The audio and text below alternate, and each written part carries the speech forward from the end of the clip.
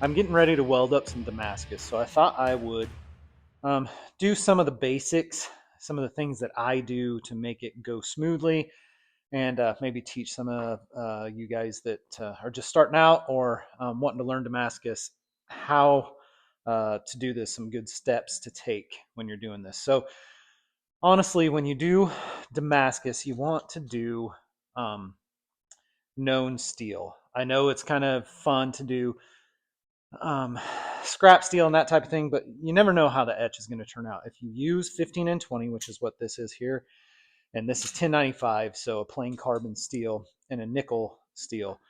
If you use those, you know what your result is going to be when it comes time to etch. You're going to have a good contrast. So first step is using known steel.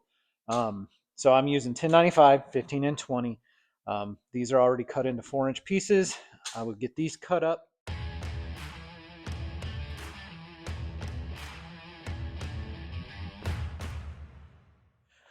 So here we have our stacks. We have 1095, we have 15 and 20. We need to take these over to the grinder and clean off all of the surfaces, the mating surfaces that we're going to have. So you can see there's some rust and stuff on this one. On a lot of these, that all needs to be cleaned off for a good forge weld. This is pretty clean, but we're still going to clean all those off, just give them a nice finish. And I'll probably clean them off to about 120 grit. And that way you have the best chance of success at them welding together. So we'll head over to the grinder and get all of these cleaned up.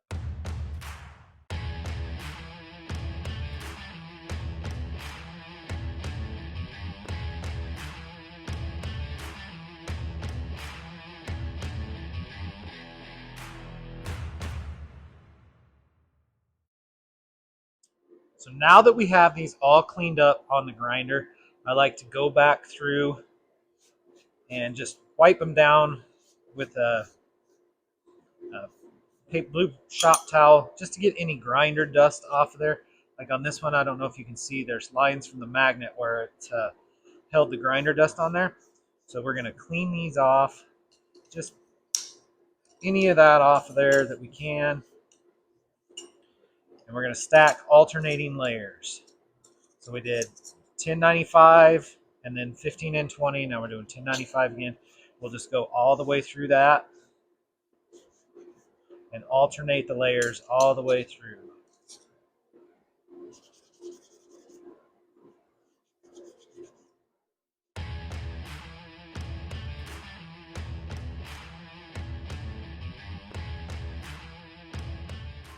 So here's the stack, all alternating layers. I've got it as close as I can to being smooth, at least on one side. The ends aren't necessarily that big a deal because we're going to cut the ends off anyway when we restack.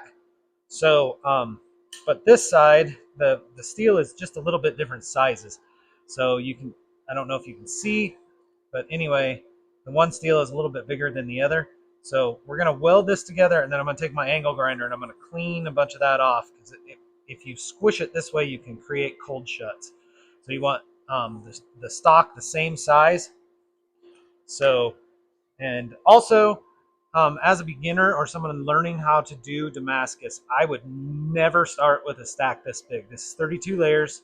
I would start with maybe 10, 12 layers at the most, and probably do half the length of this. So basically you're going to have enough steel for one knife, especially if you're doing this by hand. If you have a press or something, it wouldn't be that big of a deal to do one. Maybe not quite this big for your first time, but anyway, I would start with probably 10 layers, probably 2.5, 3 inches long by an inch to an inch and a half wide, especially if you're doing it by hand. That will be a lot of work. You can stretch that out, fold it over a couple times, or cut and restack, and draw it out again as many times as you want, but you're going to lose a lot of material as you're doing that. And it is a lot of work by hand. A press, I would highly suggest having a press or a power hammer to draw these out once you get it forge welded together. So anyway, we're going to weld this, and then we will get it in the forge and forge weld this together.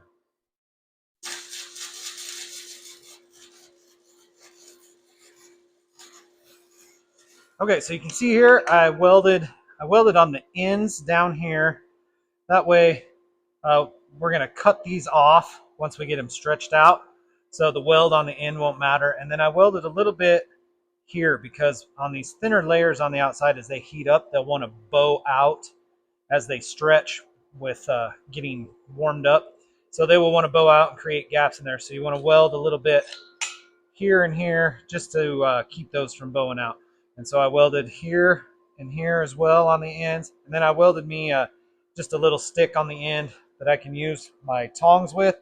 I don't like welding the long handle on there because it always gets hot, and then you can't hardly hang on to it. So we are ready to go in the fire. We're going to stick it in there and let it start to get warmed up pretty good. And then I will take some flux and flux it. I like to use flux. A lot of guys don't anymore. They like to do fluxless welds, but I like to use flux. That's the way I learned to do it, and I usually never have any problems with it. So let's get it in the fire.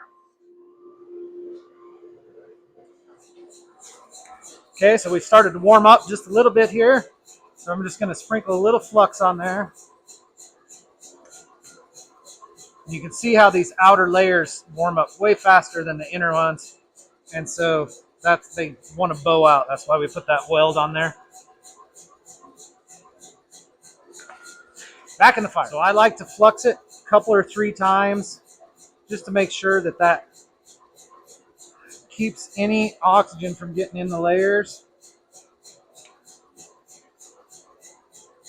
It'll come out of my thing here.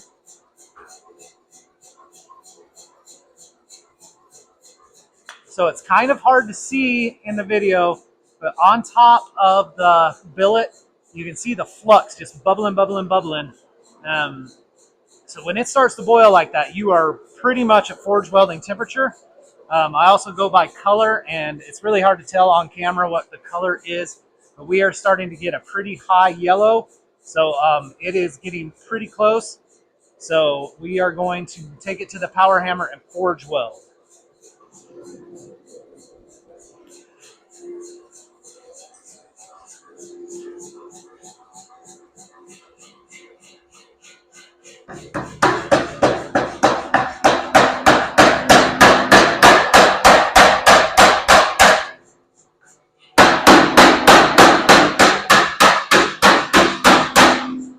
Back in the fire. So on that first forge welding heat, I like to just take it over, nice light hits to start with, for 2 reasons. Just to make sure nothing shears kind of sideways or anything. But 2, it likes to throw flux at you if you hit it really hard, and it did throw some at us. So nice light hits to start with, and it clears all that flux out. I start at one end and work my way to the other end to start with, and then straight back into the fire for another forge welding heat. And then after that, it should be forge welded together and draw it out into a long bar.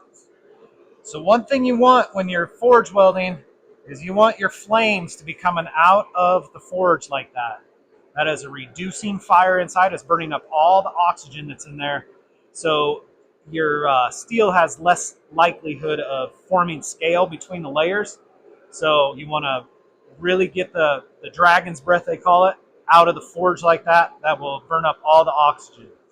So you can see that smoke coming off of there like that. That is a good sign it's at forge welding temperature.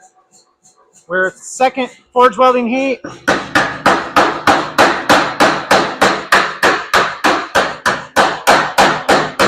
Work both sides. Now we can do the sides.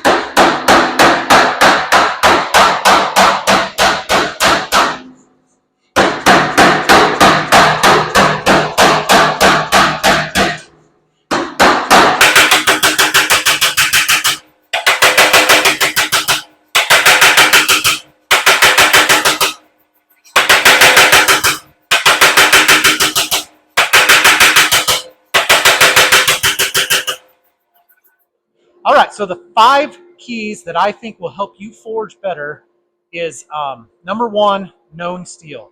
If you use known steel, You know that they will forge weld together easily. Some steels don't forge weld together easily, so known steel is good, and you know what you're going to get when you etch the steel. 2 is clean steel. You want to clean your steel well, any rust, anything like that off of it. And you want the steel to be the same size, roughly. The ends aren't as big a deal as the sides. 3, start small. Maybe start with a San Mai or a Go Mai blade, something like that, where you're only doing 3, 5 layers maybe. If you want to go Damascus, you can go, I would go up to 10, but I would start smaller pieces, and then you can stretch that out, fold it over, and get your layer count up that way if you're doing it by hand. If you have a press or a hammer, it can be done your first time out of the gate, but it will be harder. Number 4 is you want to work it hot. Keep it hot when you're first forge welding it together. Make sure that those layers in the middle are hot, hot enough to forge weld. And number 5 is make sure your forge is at a reducing heat. So you're burning up all the oxygen inside the forge. You have a large amount of dragon's breath coming out the front. That way you know it's got to come outside the forge to burn to get enough oxygen to burn. So the oxygen is not inside the forge. That will help reduce scale buildup between layers. And then also, I like to use flux. You don't have to use flux. You can see other people, they don't use flux. They just use kerosene or WD-40 or whatever. I've never done that. Maybe someday I'll try it. But anyway, those are my 5 keys to help you have better forge welds. So you can see here, I've got a good solid piece of steel now. You can see the layers right there. I'm going to finish drawing this out to a long enough bar so I can cut it up into 5 pieces. I want about 150 layers. I'm going to go for a ladder pattern and I think raindrop Damascus blades out of this billet here. So I need to draw it out long enough that I can cut it up into 5 pieces and restack. So anyway, I think that's going to be it, other than drawing it out a little bit longer. That's going to be it for this video on how to get better forge welds. So I'll show some more drawing this out, getting it to the right length, and we'll call it good on this one.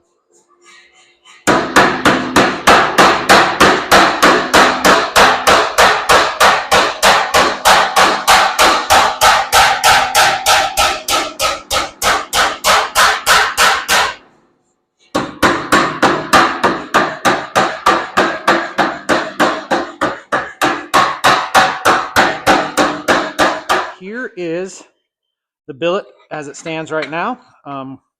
It is almost 18 inches long.